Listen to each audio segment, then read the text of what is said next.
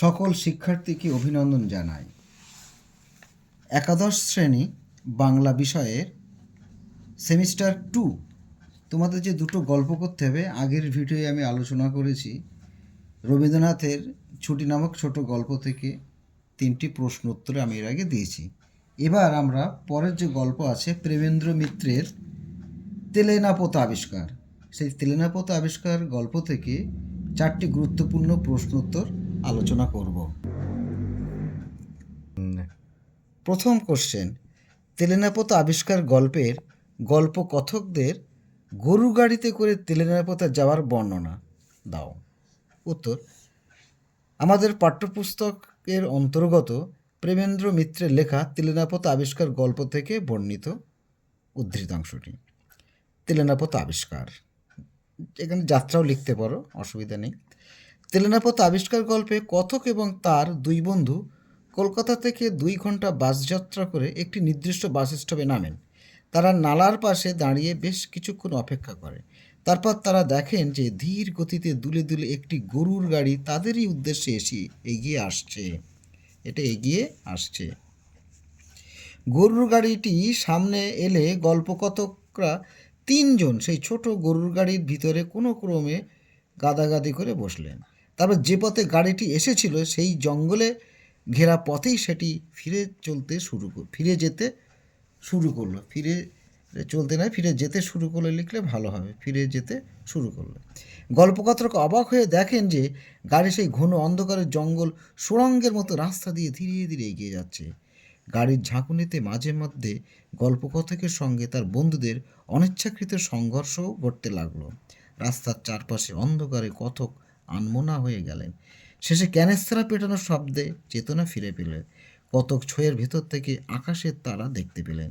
তিনি গাড়োয়ানের কাছ থেকে জানতে পারলেন যে ক্যানেস্তারা বাজিয়ে চিতাবাঘ তাড়ানো হয়। ছয়ের মধ্যে বসে কৃষ্ণপক্ষের চাঁদের আলোয় গল্পকথক দেখতে পেলেন যে চলমান গরুর গাড়ি তাদের পাশ দিয়ে সরে যাচ্ছে। চলমান গরুর গাড়ি, এই গরুর গাড়ির পাশ দিয়ে সব সরে যাচ্ছে, এটা তাদের লেখা দরকার। ওদিকে পাশ দিয়ে সরে যাচ্ছে। পুরানো মন্দির এবং প্রাসাদের বিভিন্ন ভগ্নাংশ, যেমন স্তম্ভ, দেউড়ির খিলান ইত্যাদি। 2-3 বার বাঁক ঘুরে গরুর গাড়িটি অবশেষে একটি জীর্ণ অট্টালিকার সামনে এসে কথকদের নামিয়ে দেয়। 2 নম্বর কোশ্চেন, খুব গুরুত্বপূর্ণ কোশ্চেন। আপনার আসল উদ্দেশ্য, আপনি নিশ্চয়ই বিস্মিত হবেন না। আসল উদ্দেশ্য কোনটি? সেই উদ্দেশ্য সাধনের উদ্দিষ্ট ব্যক্তি কি করলেন? উত্তর, প্রেমেন্দ্র মিত্রের তেলেনাপোতা আবিষ্কার গল্পে সংকলিত এই উদ্ধৃতিটিতে গল্পকথকের আসল উদ্দেশ্যের কথাই বলা হয়েছে। গল্পকথের তেলেনাপোতা আসার আসল উদ্দেশ্য হলো মৎস্য শিকার। নেক্সট, সেই উদ্দেশ্য সাধনে গল্পকথক তেলেনাপোতায় পৌঁছানোর পর দিন সকালে বড়শিসহ মাছ ধরার সমস্ত উপকরণ নিয়ে হাজির হন পানা পুকুরটিতে। সেখানে বড়শি ফেলে ভাঙা ঘাটে তিনি একাই বসে থাকেন মাছের অপেক্ষায়। ক্রমে বেলা বাড়তে থাকলেও মাছের দেখা পাওয়া যায় না। একটি মাছরাঙা ক্রমাগত মাছ শিকার করছে। একটি সাপের সাঁতার এবং 2টি ফড়িংয়ের ফাতনারিতে বসার প্রতিযোগিতামূলক চেষ্টা নীরবে দেখে চলেছেন কথক। ঘুঘু পাখির উদাস করে ডাকে তন্দ্রাস্ত হয়ে যান। একসময় হঠাৎ জলের শব্দে কথকের তন্দ্রা ভেঙে যায় এবং চমকে ওঠেন আর দেখেন যে পুকুরের স্থির সবুজ জলে ঢেউ উঠেছে এবং তার ফাতনা ধীরে ধীরে দুলছে। এটা ঘাড় নয়, এটা হচ্ছে ঘাড়, একাটা শূন্যরা। ঘাড় ঘুরিয়ে দেখেন একটি মেয়ে কলসিতে জল ভরছে। কলসিতে জল ভরে ফিরে যাওয়ার সময় মেয়েটি কথককে হঠাৎ বলবে কি, এটা কোটেশনে দেবে, বসে আছেন কেন জিজ্ঞাসা, টান দিন, এটা কোটেশনে দেবে, আলাদা লাইন করে ভালো লাগবে। ভ্যাবাচাকা খাওয়া কথক বড়শিতে টান দিয়ে দেখেন তাতে মাছ তো নেই, টোপও নেই। মৃদু হেসে মেয়েটি চলে গেল। তার কথা ভাবতে ভাবতে আবার জলে টোপসহ বড়শি ফেলে বসে থাকেন তিনি। দ্বিতীয়বারও তিনি এ কাজে সফল হননি। হতাশে কথক সব কিছু গুটিয়ে উঠে পড়েন। সুতরাং মৎস্য শিকারে ব্যর্থ হলেও কথক মাছ ধরার সূত্রে তেলেনাপোতায় এক আশ্চর্যজনক অভিজ্ঞতা লাভ করেছিলেন। আরেকটি গুরুত্বপূর্ণ কোশ্চেন, আপনাদের পদশব্দ শুনে সেই কঙ্কালের মধ্যেও চাঞ্চল্য দেখা দেবে। সেই কঙ্কালের মধ্যেও চাঞ্চল্য দেখা দেওয়ার কারণ প্রসঙ্গ উল্লেখ করো। উত্তর, আমাদের পাঠ্যপুস্তকের অন্তর্গত প্রেমেন্দ্র মিত্রের লেখা তেলেনাপোতা আবিষ্কার গল্প থেকে উল্লেখিত উদ্ধৃতাংশটি নেওয়া হয়েছে। সেই কঙ্কালের পরিচয়, এটা পয়েন্ট আউট করবে, এরকম নীলকালি দিয়ে ভালো লাগবে। উল্লেখিত এই উদ্ধৃতিতে কঙ্কাল বলতে যামিনীর অন্ধ বৃদ্ধা কঙ্কালসার চেহারার বিধবা মায়ের কথা বলা হয়েছে। প্যারা করে লিখবে, যামিনীদের জীর্ণ বাড়ির দোতলার একটি ঘরে তিনি থাকেন। কথক এবং তার বন্ধু মণি অন্ধকার সরু ভাঙা সিঁড়ি বেয়ে উপরে সেই নির্দিষ্ট ঘরটিতে যখন পৌঁছান, তখন একটি মাত্র জানালা বিশিষ্ট ঘরটিকে দেখে গল্পকথকের মনে হয়েছিল যে, এটা কোটেশনে দিয়ে ভালো লাগবে, মাটির তলার সুড়ঙ্গেই বুঝি তার স্থান। বাইরের আলোকিত পরিবেশ থেকে সেই অন্ধকার ঘরে ঢুকে ঘরের ভেতরকার সব কিছু প্রথমে তাদের কাছে অস্পষ্ট মনে হয়েছিল। আস্তে আস্তে চোখ সরে এলে তারা দেখতে পান যে, এটা কোটেশনে দেবে, প্রায় ঘরজড়া একটি ভাঙা তক্তপোষের ছিন্ন কন্থা জড়িতে একটি শীর্ণ কঙ্কালসার মূর্তি শুয়ে আছে। কন্থা মানে কাঁথা।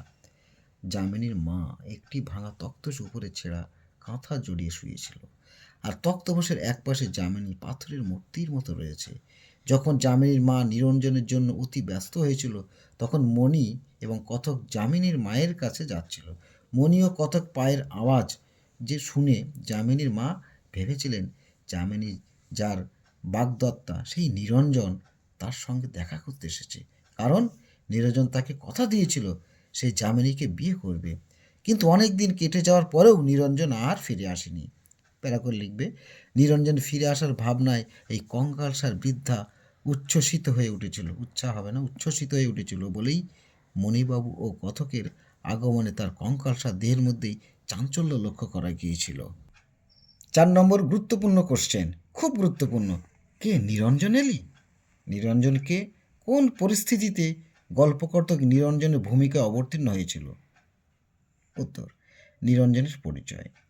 প্রেমেন্দ্র মিত্রের লেখা তেলেনাপোতা আবিষ্কার গল্পে বর্ণিত নিরঞ্জন হল যামিনী মায়ের দূরসম্পর্কীয় বোনপো, যে যামিনী মায়ের কথা যামিনীকে বিয়ের প্রতিশ্রুতি দিয়েছিল। তেলেনাপোতা আগমন, এটা পয়েন্ট করবে, যামিনীর দূরসম্পর্কীয় আত্মীয় মণির বন্ধু হিসেবে কথকেরা 3 জন তেলেনাপোতায় আসে। ভূমিকায় অবতীর্ণ কথক,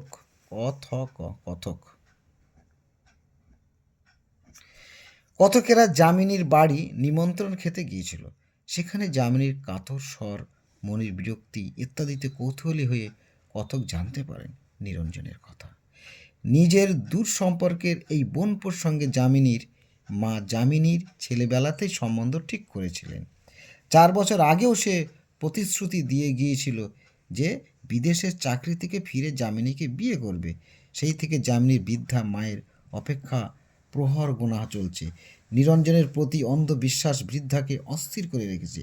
এই করুণ পরিস্থিতি কথককে দুর্বল করে তোলে, এবং যখন মণি ও যামিনীর সাথে সেই বৃদ্ধার ঘরে যান, অন্ধ বৃদ্ধা তাকে নিরঞ্জন ভেবে আনন্দে অধীর হয়ে যান। তিনি নিশ্চিত হয়ে যান যে নিজের প্রতিশ্রুতি রাখতে নিরঞ্জন ফিরে এসেছে। অন্ধ বৃদ্ধা আকুলভাবে বলেন, তুই আসবি বলে প্রাণটা যে আমার কণ্ঠে এসে আটকে গেছে। আর একটি কোটেশন দেবে, এবার তো আর এমন করে পালাবি না তো? এই পরিস্থিতি কতক মৃত পথযাত্রী বৃদ্ধাকে নতুন করে কষ্ট দিতে চান না বলেই নিরঞ্জনের ভূমিকায় অবতীর্ণ হন গল্পকথক। গল্পটি ভালো করে পড়বে এবং ভালো লাগলে অবশ্যই সাবস্ক্রাইব শেয়ার করবে। ধন্যবাদ।